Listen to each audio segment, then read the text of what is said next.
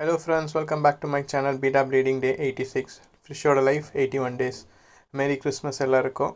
நம்மக்கிட்ட ஃப்ரண்ட் டிஸ்பிளேல வச்சிருக்கிற ஒரு பீட்டாக்கு வந்து அவதார்னு பேர் வச்சிருக்கேன். இன்னொன்று மில்கி வே எல்லாருக்கும் தெரியும். நம்மக்கிட்ட இப்போ milky way around 30 to 40 pieces இருக்குது. சென்னையில் இருந்தீங்கன்னா கண்டிப்பாக இந்த கிளினிக் வந்து எடுத்துக்கோங்க.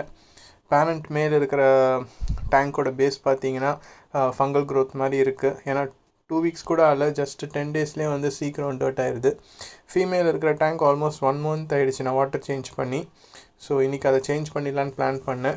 என்னை பொறுத்த வரைக்கும் பீட்டாஸ்க்கு வந்து கம்ப்ளீட் வாட்டர் சேஞ்ச் பண்ணால் எந்த ஒரு எஃபெக்டும் இருக்காது. இதே மற்ற ஃபிஷ் பார்த்திங்கன்னா அப்படி கிடையாது. ஸோ கம்ப்ளீட் வாட்டர் சேஞ்ச் பண்ணவுடனே 2 பேரும் நல்லா ஆக்டிவாக இருந்தாங்க. ஃபீமேலில் பார்க்கும்போது கொஞ்சம் கலர் சேஞ்ச் தெரியுது. முன்னாடி நல்லா பிரைட் ரெட்டாக இருந்தது, இப்போ கொஞ்சம் ஆரஞ்சு ஷேடும் வந்திருக்கு.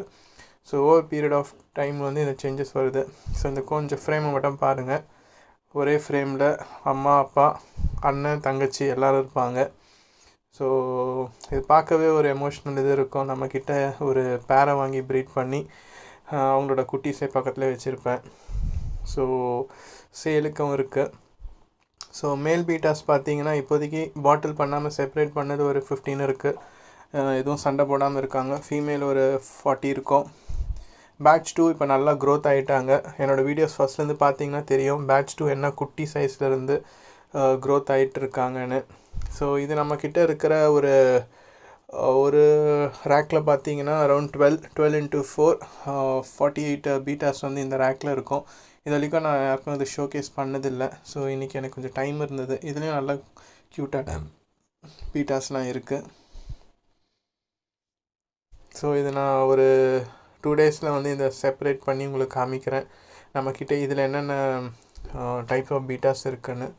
அது எவ்ரிடே நான் செக் பண்ணிப்பேன். எதில் வந்து டர்ட் ஜாஸ்தியாக இருக்கோ அது வாட்டர் சேஞ்ச் பண்ணிவிடுவேன். ஸோ மோஸ்ட்லி 1 week ஆகுது. ஃபுட்டும் நான் ரொம்ப கம்மியாக தான் போடுறேன். ஏன்னா அதனால் எந்த பீட்டாவும் வந்து ஹெல்த் இஷ்யூவில் அஃபெக்ட் ஆகக்கூடாதுன்னு. ஸோ இப்போ நம்ம ஆல்மோஸ்ட் ஒரு 200 பீட்டாஸ் பாட்டில் பண்ணியிருக்கோம்.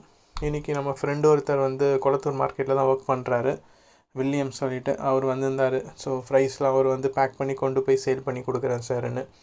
ஸோ பார்க்கலாம், அது சக்ஸஸ் ஆச்சுன்னா அடுத்த ப்ரீடிங் நான் ஸ்டார்ட் பண்ணிவிடுவேன்.